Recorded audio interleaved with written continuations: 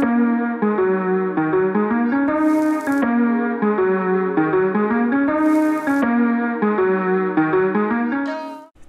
welcome back to another GYMLESS Coaches Rundown. This is your Saturday tester for this week, and it is called Push the tempo, push the tempo, push. Push the Tempo. Push the Tempo, it's a unique format of a workout. It begins with a 4-minute AMRAP, followed by a 3-minute rest. You then go into a 7-minute AMRAP, followed by a 3-minute rest. Then you will finish by completing the entire workout for time. For this workout, just like all our other workouts, you have the choice of 3 pieces of equipment: a loaded backpack, a kettlebell, or a dumbbell. For the sake of demonstration, we'll always start with the backpack and then show you some variations with the kettlebell and then show you some variations with the dumbbell. So this workout begins with a 400-meter run. If you missed our coach's rundown the other day, we're going to give you a quick demonstration of what that's going to look like.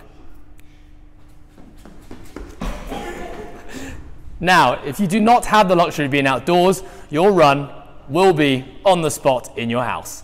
Now again, remember we have some options here. You can go low knees, or you can make it harder by driving those knees up and getting the arms involved. After completing your 400-meter run, or doing your high knee variation, remember check out the rep scheme that we'll provide in the coach's notes, you're going to move on to 50 double unders. A scaling option for the double unders is to perform 100 single unders. And if you don't have the space to skip in your house, you will not need a skipping rope. You're going to perform 50 jumping jacks. What we're looking for the standard here is that your hands touch above your head and legs go out at the same time per rep. Your next movement is 40 burpees. So we're looking for chest to ground burpees here. Legs go back. You can step back or jump back. It's up to you. You can also step back, step forward or jump forward. It's up to you. We must see full extension at the top, hands touch above your head. Your next movement is a bag thruster. Now, slightly different prescription here. You're going to alternate from one shoulder to the other. Over the head, over the head. We're looking for full extension at the top of each rep, hips to pass below parallel.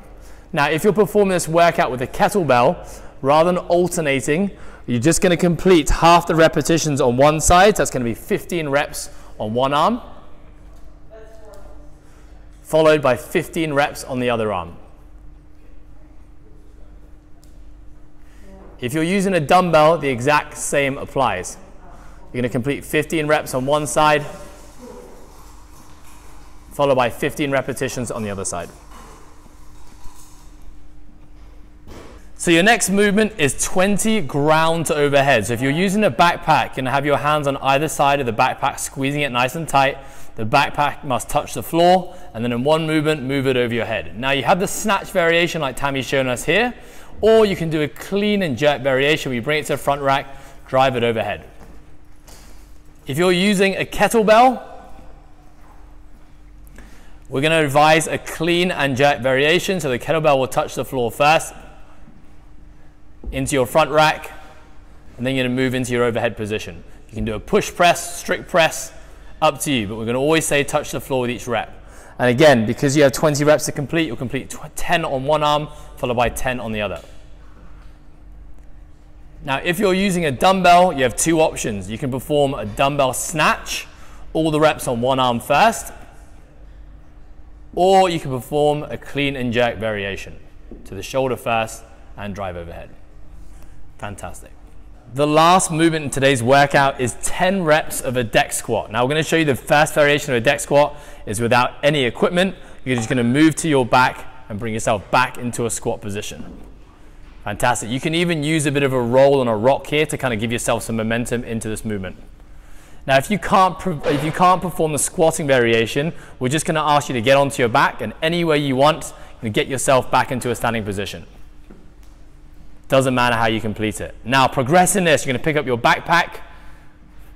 Adding a load to the deck squat makes it a lot more challenging. We're going to ask that the bag's going to touch above your head, and then you're going to perform the same movement. Touches the floor and into the squat. If you want to use more of a roll, you can also do that, or use a momentum into the movement. If you're using a kettlebell, exactly the same thing. The kettlebell is going to touch above your head, and you move yourself back into your squat position. Good, or you can use the roll variation where you get a bit of momentum. Good, if you're using a dumbbell, Same thing. Just watch your fingers as you go back here, guys. So soft touch on the floor and come back up, or you use your roll variation.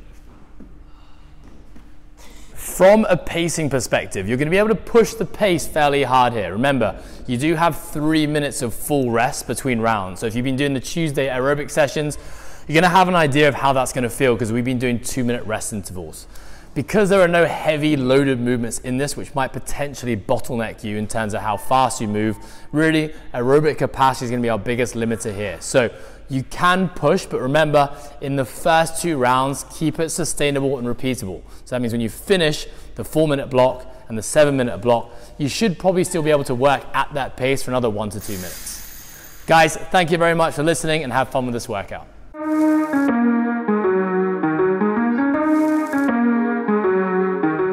Go back here, guys. So soft touch on the floor and come back up, or you use your roll variation.